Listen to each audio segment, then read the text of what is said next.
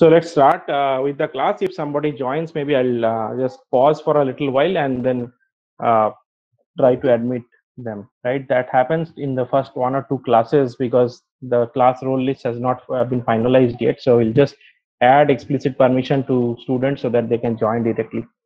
Uh, so today we'll not go into much details about the course, like very intricacies of the course. We'll just give you a overall idea about what this class is about, and mostly it will be an overview session. Okay, so most of you have like joined from diverse disciplines. Like some of you are from the electrical engineering, mechanical, and aerospace, and so on. And apart from, like, it's a CS department course, so we have a lot of students from the CS department, right? So as you already know, this is a slot K class, Wednesdays and Fridays, 3:30 to 4:45, 2 p.m. to 3:15, and this is the Google Meet link where we are going to meet. This link is already displayed in the course web page, and we are just going to add the people who are enrolled so that you can directly join without me allowing you explicitly to join, right? And this is the second offering of the course. Last semesters we had this course, and we got a lot of good feedback from the students about the things that they missed out or the things they want to actually include in the course. So there are some modifications based on the student feedback, and we used Piazza in the last semester, but unfortunately that became like a paid subscription based model. We are switching to Google Classroom for now. We'll upload the lecture materials and the notes, and you can have online discussion there, right? Once the homeworks and the assignments start coming out, we can do all the discussion in the Google Classroom. So it will act as a forum. And for the class videos, we are just going to record all the videos, and I'll start putting them in YouTube, and I'll share a link with you guys so that we have all the class-wise videos one after the other. So that I'll do once we have one or two classes done. Okay, and Shivangi is our TA. So many of you might know her. Like she took the class last semester, and she volunteered to be a TA, and she's a mechanical engineering department dual degree. So if you have any questions you want to ask me, or like she did the course last time, so she would also be able to answer, right? Like logistical questions you might have, or about the things or the load, right? Particularly many students have a question about what will be the load of the course, and whether you can do other courses along with it, right? Particularly if you are from the ME department, it will be really helpful to get in touch with her. Let's move on to the course contents, right? So this slide I call like CS6650 in a nutshell, and we are going to have this course mostly driven by these questions, right? One of the questions is, how can I find the device of the location of an IoT device, right? So to answer these questions, you need to know a lot of concepts, what goes under the hood, and so on. And similarly, we might have questions like, what are the principles behind tactile interfaces? So what does a tactile interface mean? An interface where you can interact with it using touch, right? So you need to sense the touch of a person. And then how do you have a lot of gestures or commands just using touch, right? A swipe or press a button and so on. So all of these things are part of an IoT system, and then there are a lot of questions that need to be answered. A few other questions are like one of the things that is my favorite. One of my favorite topics is how does a pulse oximeter work? Right, it's such a common device that is available. You might have all seen this device. We did not know this device maybe 4 or 5 years back. Many of us did not know.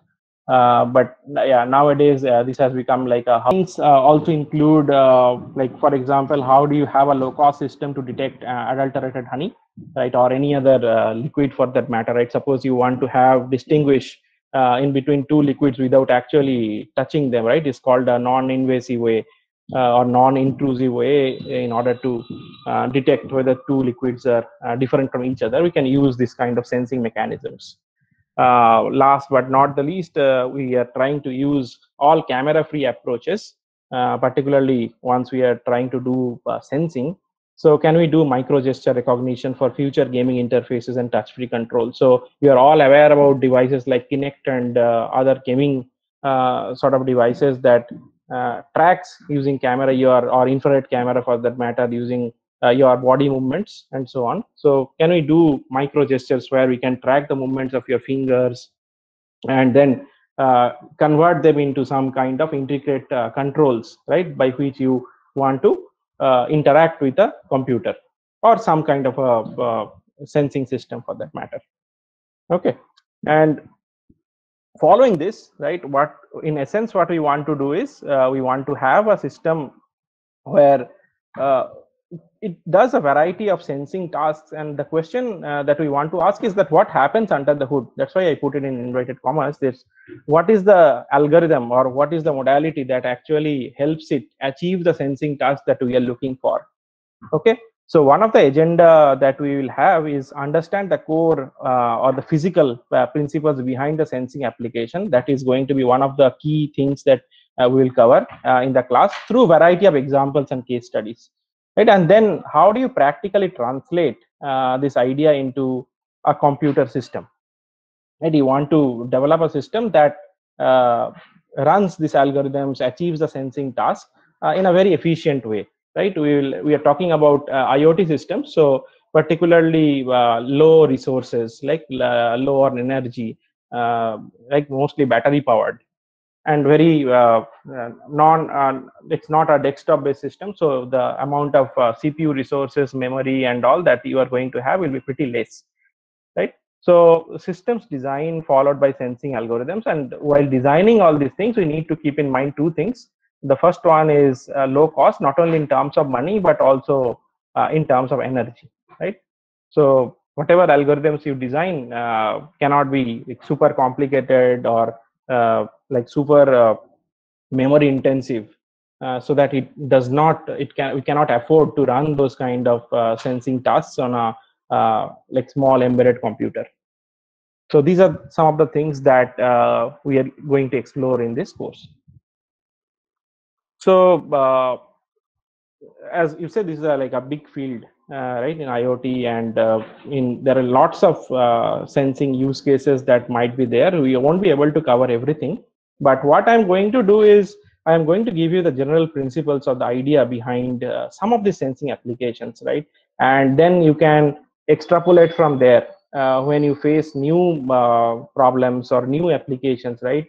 This knowledge you can carry forward, right? Some of the things, some of the principles you might need to learn, but some of the general principles still apply. Like how do you convert that particular application into some steps, try to investigate the physical principles behind them, how do you go about implementing them, so what are the some common tools that could be used for implementing them, what are some of the common algorithmic blocks that could be used. So you will have exposure to some of them, and through the semester we are going to see a lot of use cases, and also not from a theoretical standpoint but also how do you implement them, right? So I'm trying to put a little bit more stress on the implementation details this semester. So we'll have both of these sides, right? Not only the theory but also how do you have it on a running, how to have it running on a real IoT system. Okay, so this is more like an intersection of these three things, right? Many of you have taken individual subjects like signal processing or embedded systems, where you do all this assembly language coding, uh, as well as AI and ML sort of class, right? Statistical inferencing and machine learning sort of courses. So what we are trying to do here is not go into very like detailed into one of these things, right? What we are going to do, we are going to borrow concepts from these different disciplines and try to make use of them in a real working system, right?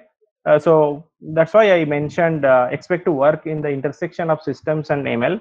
So these are all system specific problem, because at the end of the day you need to build a system, right, that actually achieves that sensing task. and you need to develop algorithms for them. Sometimes you might even need some smart algorithms, or some machine learning model might help. But at the same time, you need to keep in mind the system's flavor. How much resources you have really matters.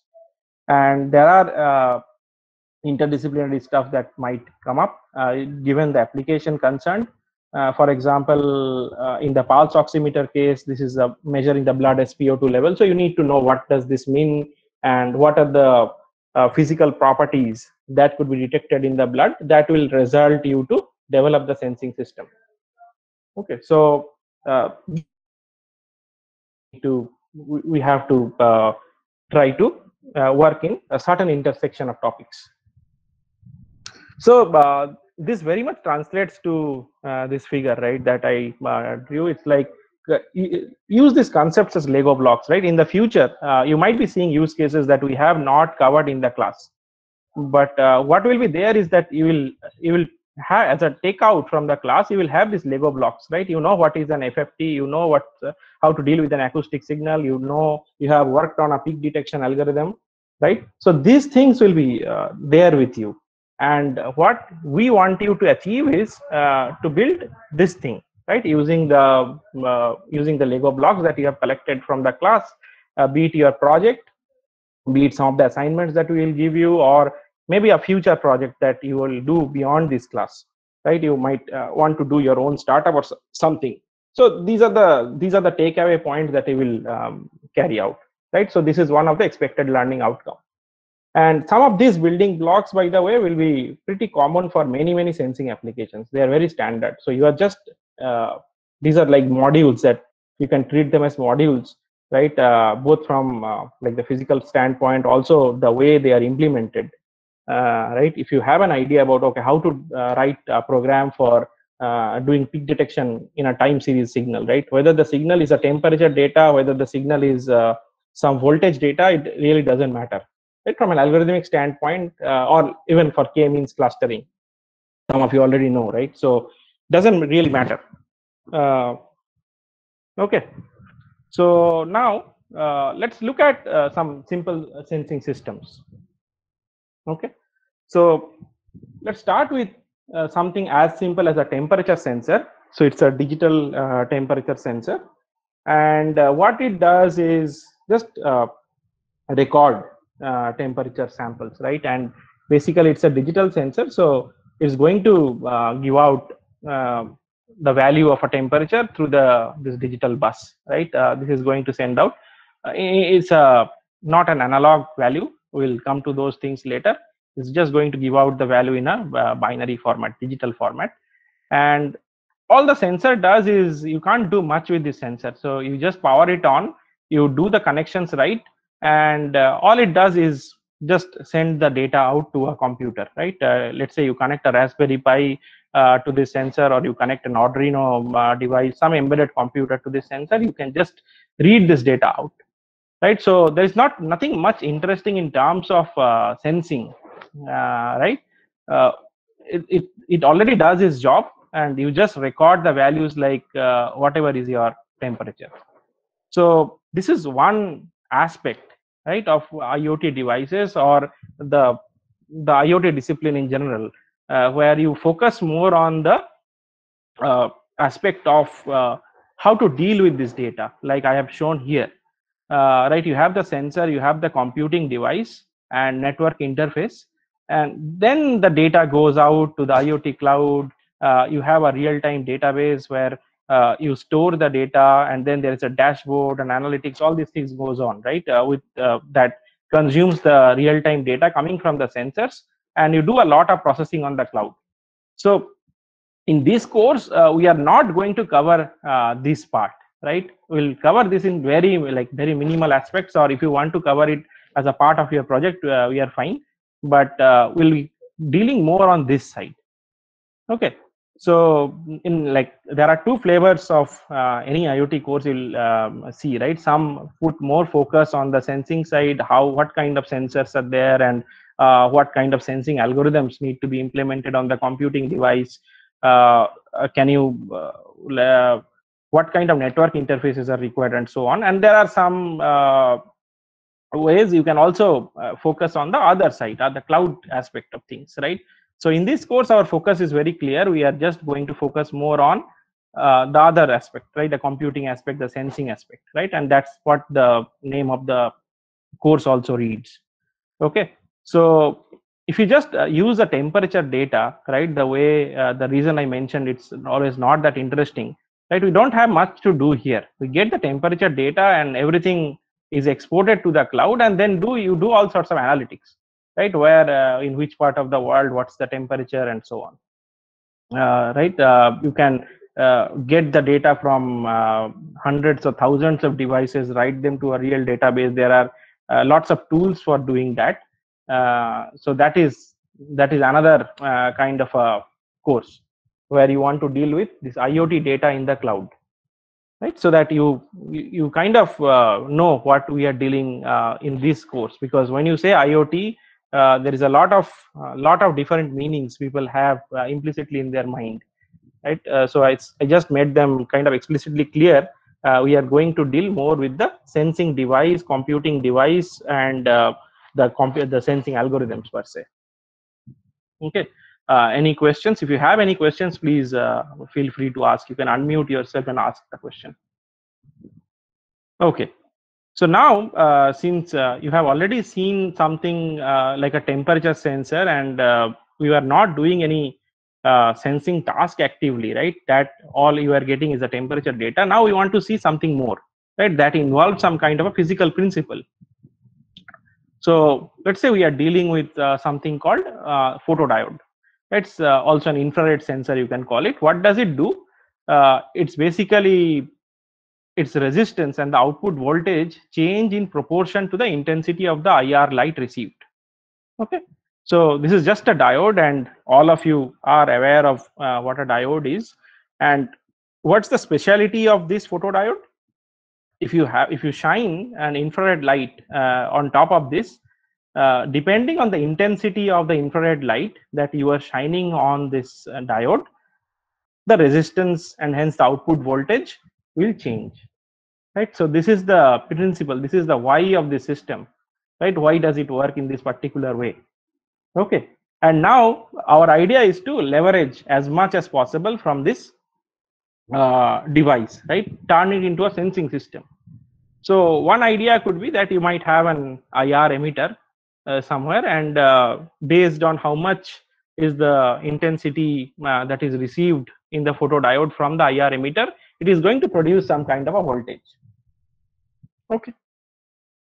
Now you might have other things. For example, if I bring my hand in front of the photodiode, we also emit infrared waves.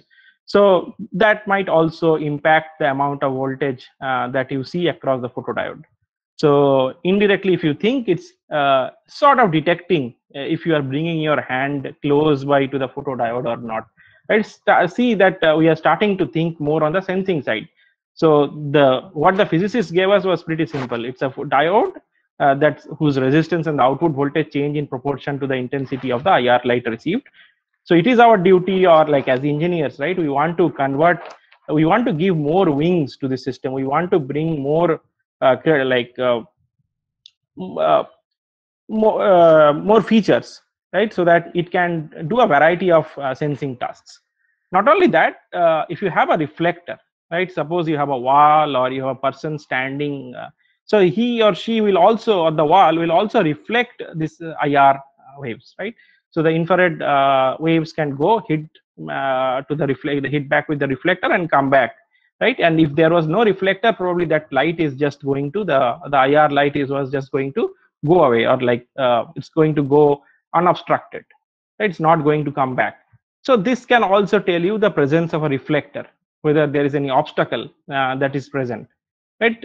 See, there are so many functionalities we can start achieving with a very simple device like a photodiode, which might cost you something around 10-20 rupees, right? You can just it's a very simple circuit. If you have the IR emitter also, this is something that is available. You can buy it from any of these online electronic stores. Okay, there is nothing very complicated about this device. You just have a signal, like a voltage that you give, there is a ground, and then from the photodiode's output, you can just measure what is the voltage across. Okay, and that voltage can give you as you saw, and as you will see now in some of the future demonstrations, it is going to give you an array of interesting data, right? You can infer from the environment. So what are the potential applications, right? Now we have this device in hand, we know what kind of functionalities it can achieve. Now we want to use this system, right? We want to use this in order to achieve or in order to design some sensing applications using this sensor. So once again, I'll remind you of the circuit that we have. So this is basically your IR sensor, right? This is your IR emitter, and this is your photodiode. Okay, so you have ground, you have the positive voltage, and whatever comes out from the voltage across the photodiode, we are basically using the term called signal, which is basically an analog signal. It's basically a fluctuation of the voltage with time that is directly being fed to some kind of a microcontroller. Okay, so of course we have to these kind of details we'll see later, but in the microcontroller we cannot directly deal with the analog value, it has to be digitized. So this is a digitized value of that signal which that enters inside the microcontroller, and your application is going to consume this data, right? From this point onwards, all you have is basically a time series of the voltage value. So in the y-axis, as you will see later, is some voltage value V. This is discrete in nature. This is discretized value. It's not a continuous value. You have certain number of values possible, and then in the x-axis you have time, right? So from an algorithmic standpoint, it basically becomes a time series data.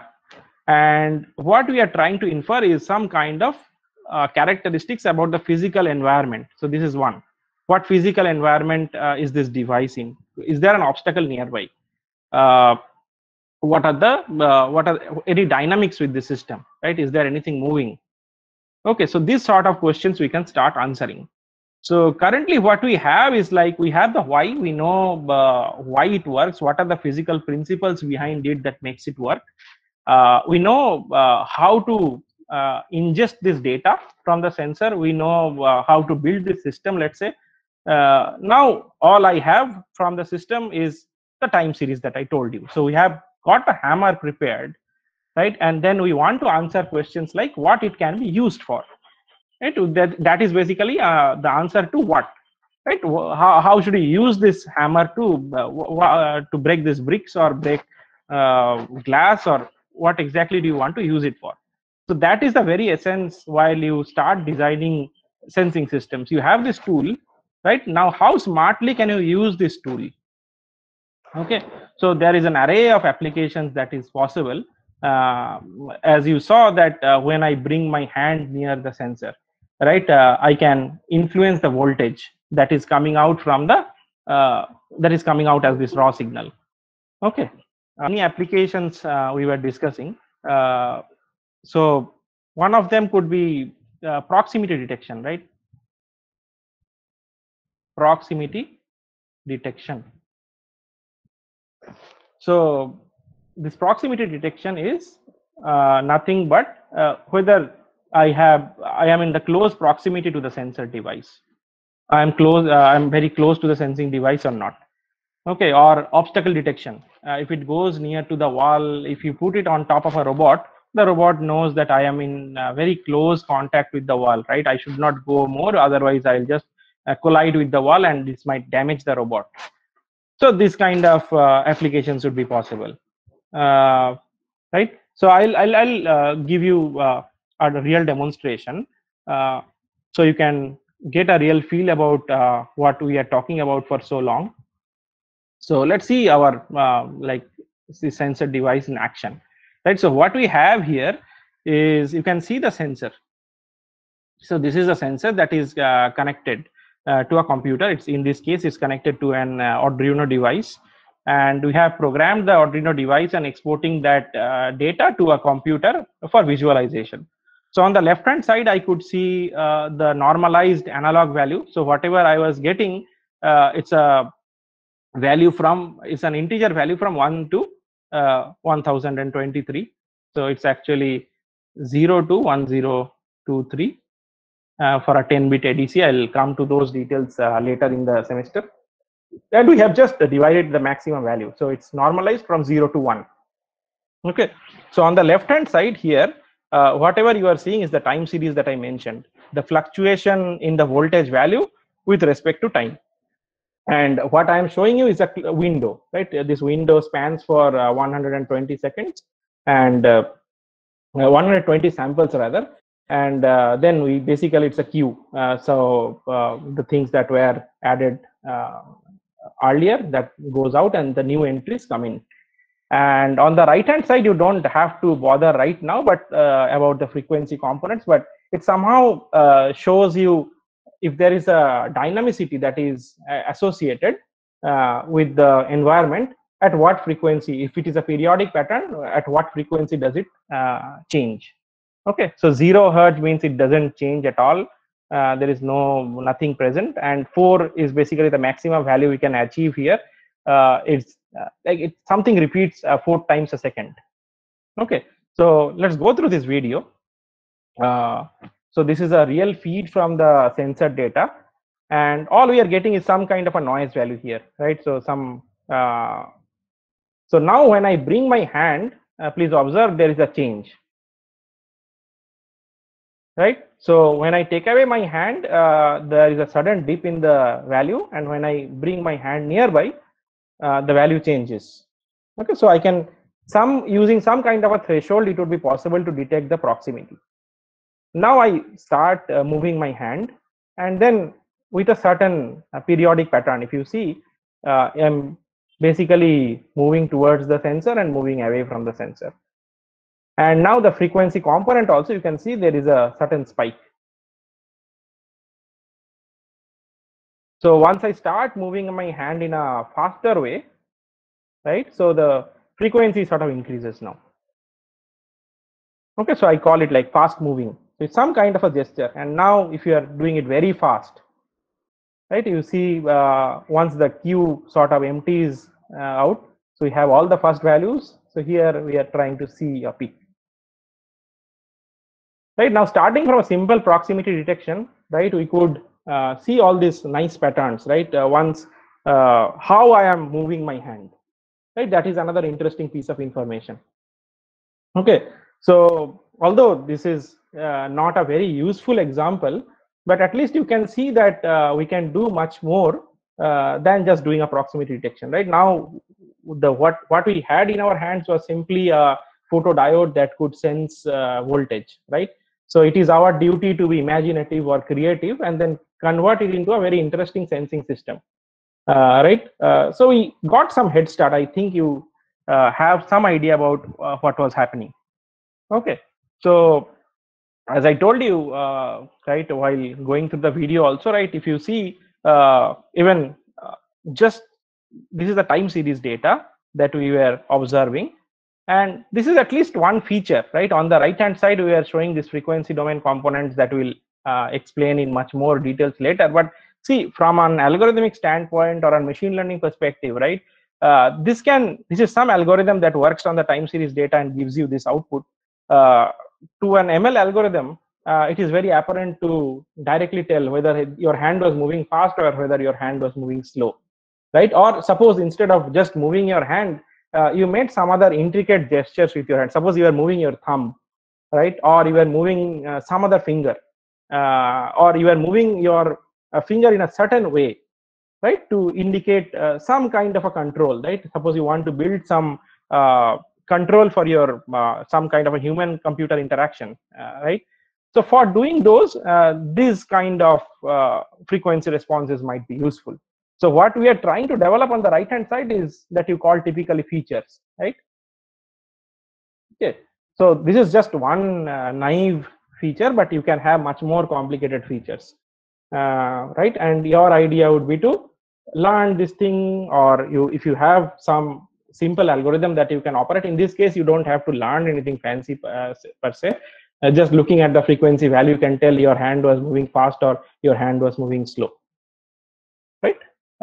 So now, till now, this was not very useful, right? Nobody really cares about your hand movement, right, unless and until you do some kind of a gesture recognition. So can we do something more useful with this device, right? So one quick idea is that instead of our hand, if we track our leg movement, so I do the same thing. Instead of moving my hand, what I was doing is just move my legs in front of the device, right? Now let's see what interesting thing happens. So I'm just moving my legs, right? I'm in a kind of jogging in front of the sensor, and now I've started picking up this data, right? It's the same kind of data, same time series that I am getting. On the right hand side, I am plotting the frequency domain component. And in this demo, we'll try to see that instead of hands, if we just move our legs, it basically has a whole new functionality, right? So in this case, what I am detecting is whether a person is walking. It's slow movement. And you can actually, if you look at the times, these peaks and troughs occur in the time series, you can count the number of steps, right? And from there, you can count like bunch of things. Okay, so we'll repeat the same example. So once I increase my speed, it's kind of jogging, right? So as you see, your frequency component shifted. Earlier it was here, and now it is here. Okay, now I'm sort of running.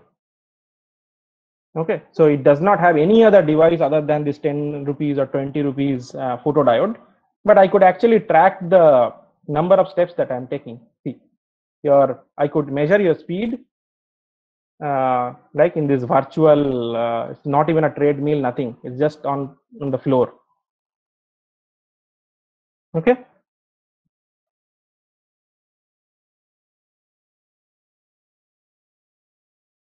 So continuously, I could, based on the frequency or based on whatever algorithm you do, I can quickly tweak my program to tell that whether somebody is walking or jogging or moving very fast or just standing still. Even that is possible, right?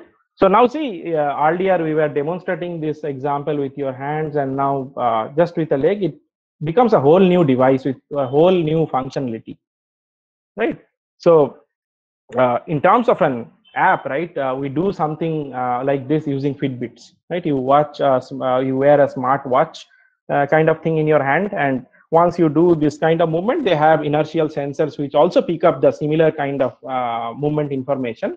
The only catch is that in our case, we have to be static in front of the device. We are not really running, right? Whereas if you wear this Fitbit kind of devices, you can go out and jog anywhere you like, right? It continuously keeps tracking your steps.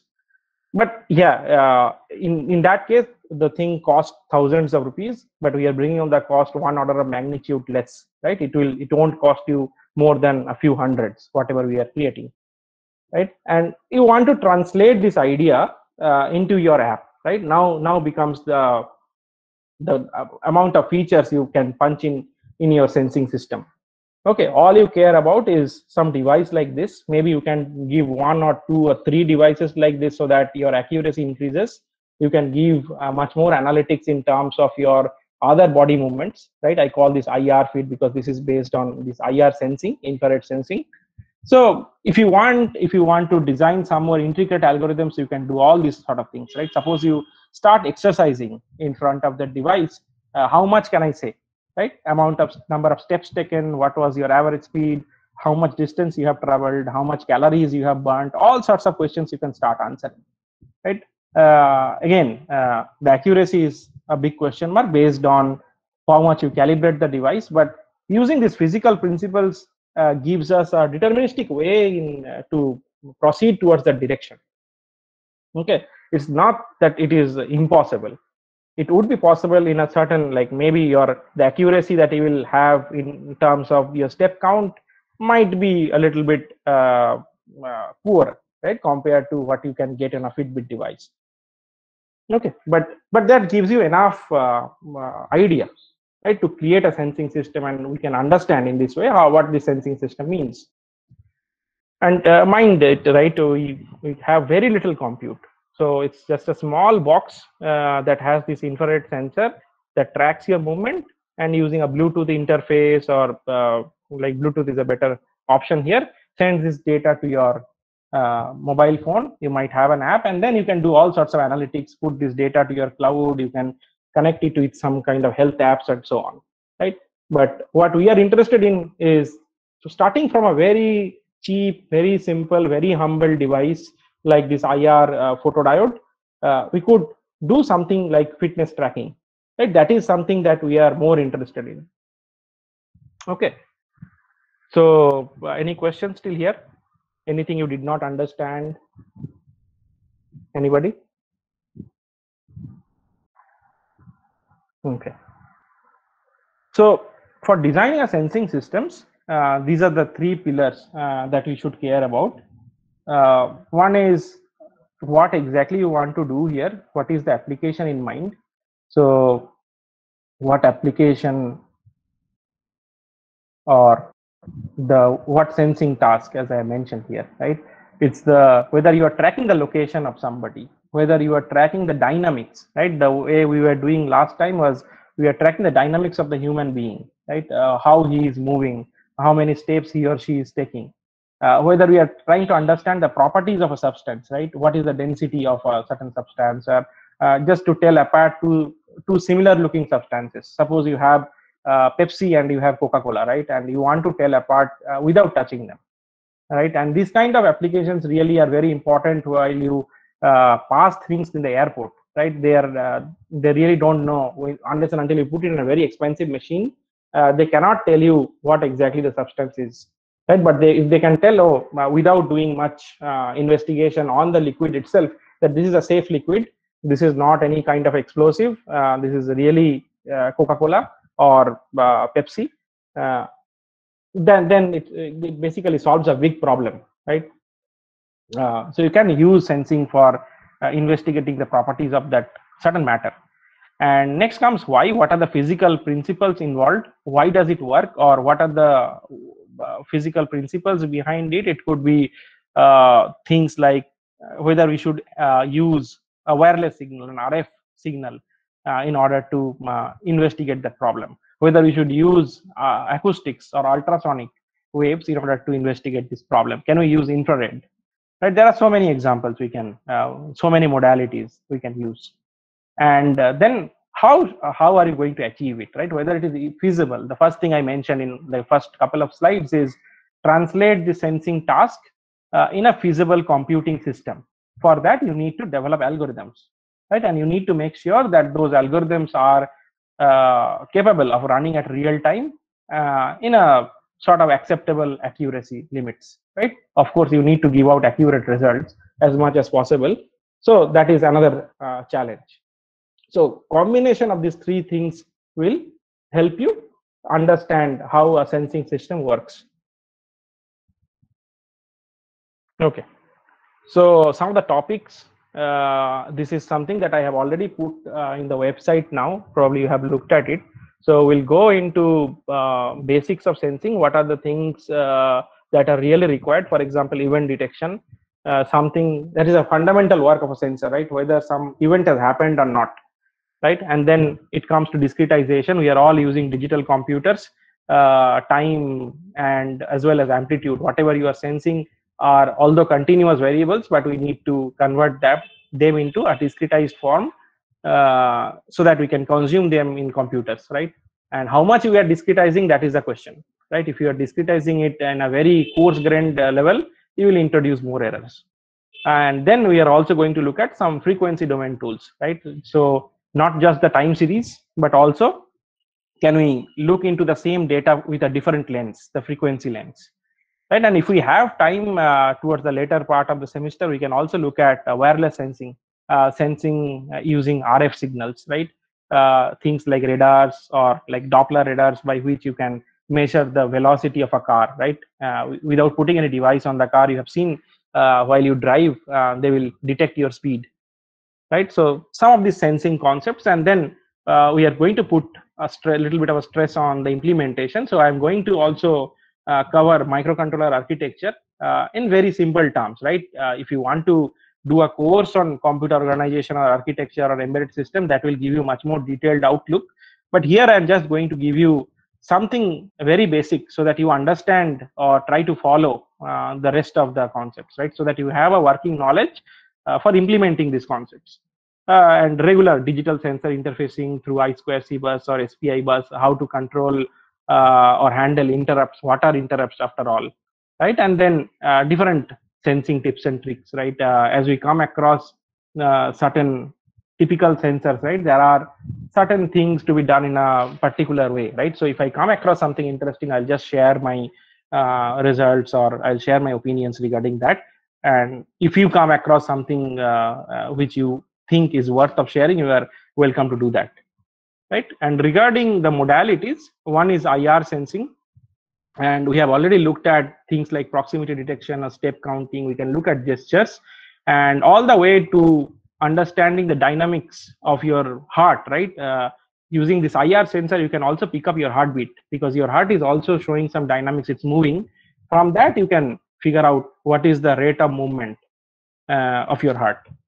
And then we are going to look at this pulse oximetry, that is again based on the principles of IR, because how much of oxygenated blood is flowing and how much of deoxygenated blood is flowing, those kind of things can be calculated by this IR sensing mechanism. So it's pretty robust in terms of functionalities. You can do a lot of things using them, right? And not only that, it's very cheap. Capacitive sensing, so this is about the touch-based interfaces. What are the principles that create a touch screen, for example? And not only we will be limited to screens, but also next generation human computer interfaces, any converting any sort of daily objects in your room, right? Can we have a touch based control for that, right? Can you convert your t-shirt into a touch based control interface, right? You don't have to pick out your phone and say that you don't want to receive the call, right? Maybe you can make a swipe in your t-shirt that does the job for you, right? Then we'll look into more details, things like RF based sensing, things like channel impulse response, channel state information, and how can you use this RF based sensing in order to get geometrical information. For example, distance between 2 points. So if I have two sensors on two physical points, can I use RF sensing in order to infer the distance in between them? And if you start getting that information, you can use that for doing location tracking, right? You can do a whole bunch of geometry using that information. But instead of two sensors, you can have n sensors, and out of those n sensors, you can start creating a topology of that n sensors.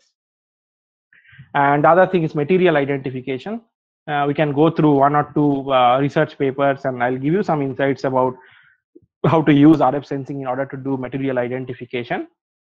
And last, we'll also look at a very common and popular sensing mechanism called inertial sensing, that is present in all of your smartphones, the accelerometer, gyroscope, and compass. So they together form the modalities for inertial sensing, which can be used for gesture recognition. Things like pedestrian data recording, which means that if you take the phone in your hand and start walking, can I track you without using any GPS? Right? Just from the inertial data, can I figure out how you walked or what was your trajectory? So that is something known as the algorithms behind them is known as PDR, or pedestrian data recording. Okay, so the style of instruction would be like this. I'm going to cover both of them simultaneously, both sensing as well as microcontroller, because they will go hand in hand. Because once I teach you out certain things, let's say quantization or the way you are sampling a waveform, right? You need to implement them.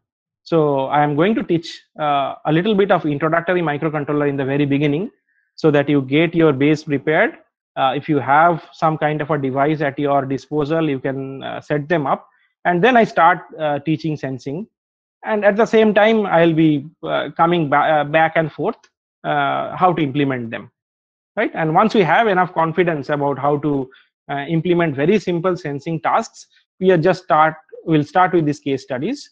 So we'll first introduce the theory behind them. What is the theory behind capacitive sensing, or what are the theory that goes in RF based sensing? We need to know certain fundamentals. And once we are done, for every sensing application, we are also going to uh, walk you through a system demonstration. For example, the type of demonstration that I gave you today, we are also going to have a much more detailed discussion on each and every demonstration that I present to you, right? How to implement them if you want to have it implemented at your home, right? With very minimal what like sensors that you might have, what exactly to do, right?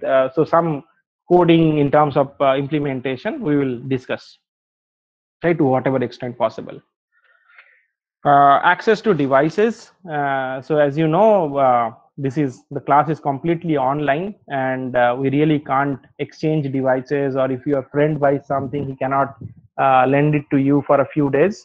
So we have to rely on two things. At least you should have a laptop or desktop computer, and it's better if you have an Android smartphone, because your Android smartphone, as I'll say, is there is a lot of sensors in your phone already that you can leverage.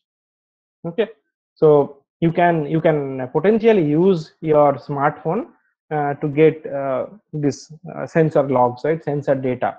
And some of the homework that I might give you might ask you to collect some of the sensing data, right? Let's say I want you to collect the location coordinates using your GPS sensor, right? In that case, you have to install some app on your phone and collect your GPS data. Or let's say the ambient light at your place, right? You want to collect that information, right? Or even if you try to do some inertial sensing and do a pedestrian dead reckoning, so you might need something, right, that will help you collect the data. So make sure, I am sure everybody has a phone, access to a phone, but just make sure that you can install apps on it and so on. Okay, even if it is not available on Google Store, I can give you an APK file that you can install. Okay, and optionally you can have access to something like an Arduino. This is Uno is fine, it has good capabilities. And if you're interested to buy some more sensors, like let's say the IR sensor that I showed you, right, it won't cost more than 20-25 rupees, right? You might get a few of them. You might, if you want to buy a certain IC or some resistors, capacitors, you can buy them, right? It won't cost more than a few hundred rupees, right? Maybe your Arduino might cost you 300 and 400 rupees, and then maybe some money you can spend for the sensors, right? This is optional. I cannot force you to buy this.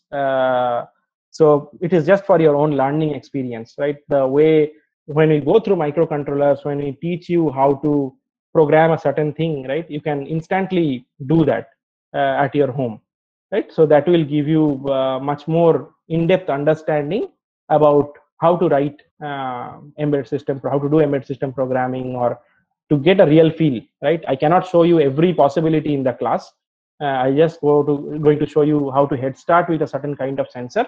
But if you follow these instructions, or try to sit down with certain thing, and if you face a problem, I'm there. You can actually contact me or discuss if you are facing a problem in the Google Classroom, right? In that way, all of you will learn a lot of things together. Okay, and yes, you can also use it for your projects.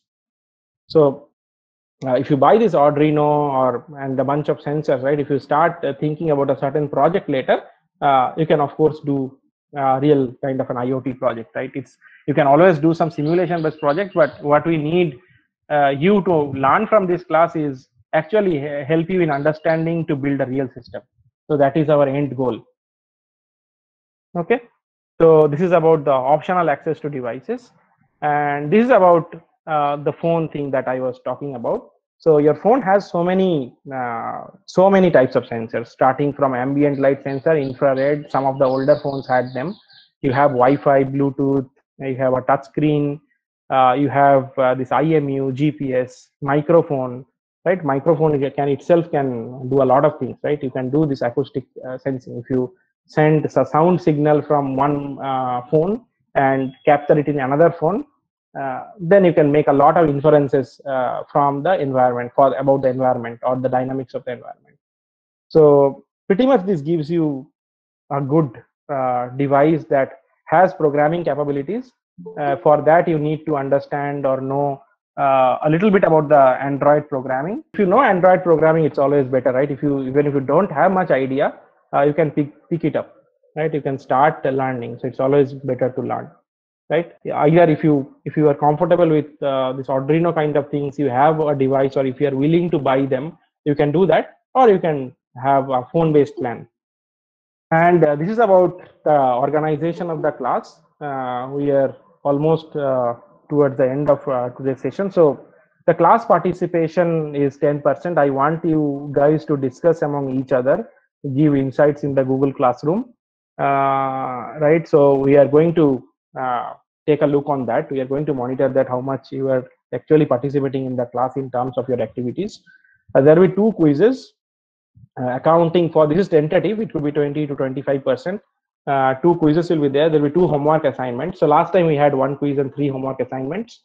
But yeah, we'll try to have a good balance. We can have 2 quizzes, 2 homework assignments. We are not having a final exam. So these 2 quizzes will be placed evenly in some midway in between the semester. We will declare it later as we go through the class. 2 homework assignments, and then there is a group project. So you can have 3 students or 4 students do the project. We will tell you the details pretty soon, and there will be a presentation. In presentation you have to do, and in between there will be some milestones, right? You report how much you have done, or you give a project proposal, and so on. So this is the idea. So through the quiz as well as assignments, you will get a chance to learn about more of the theoretical concepts, and through homeworks you can try to do some data collection and learn more about the analytical part. And through project you can have a full-fledged system building experience. Okay, so that is what we have planned for this semester.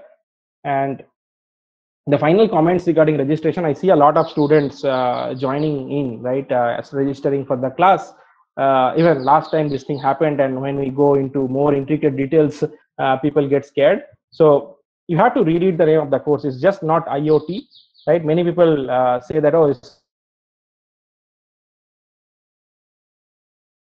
we are going to cover a lot of aspects about IoT. That is true, but at the same time, we are not. It's not an app development, or it's not pushing some data to Google Cloud and try to visualize them, right? That is not what I mean by IoT here, right? So here we are trying to do the smart sensing using these IoT devices, right? We have these IoT devices at our disposal. We are trying to achieve some sensing task. We are trying to activate some applications. What kind of applications we can build on them, right? So that is the focus of the course. We are not focusing our course on sensing temperature data and pushing the temperature data using a lot of protocols like MQTT and so on, and putting it in a real-time database, and we try to see billions of devices are sending their data, how to tackle that. We are not doing that. Okay, so be very careful about what is the course content. And the other thing is the course load will be moderate. It's not a very light course. There will be certain things that we have to learn. Many of these things could be new. Suppose you are from the EE background and you have not done, let's say, embedded system programming, or you don't have a very good idea about, let's say, compilers or Android programming, you have to learn them, right? Or at the same time, if you are from a CS background, you don't have much idea about, let's say, you don't have much idea about, let's say, Fourier transforms, right? Frequency domain analysis. So at least to a working, you need to develop some kind of a working knowledge. So it's also interesting because I said it's a highly interdisciplinary course, and you should actually be prepared to learn from your peers, right? That will give you a more holistic experience about the course. You can keep them as project partners, right? If you want to do a project, let's say you are trying to build a pulse oximeter, you want to have people from the CS background, you want to have people from the ME background, you want to have people from the EE background, right? And learn from each other and try to develop something that brings the expertise from each one of you. Okay, and my request is don't treat it as a filler course, because in the long run, if you cannot cope up with the course, then you start blaming me because the course is very heavy and so on, right? I cannot. This is like a disclaimer that I'm giving to you from the very beginning. So last time I had the experience of people in the midway of the semester, after the quiz 1 was over, people started dropping the course, right? So keep it kind of very clear in your mind that you have to learn certain things, right? So you must be willing to do that at least. Okay.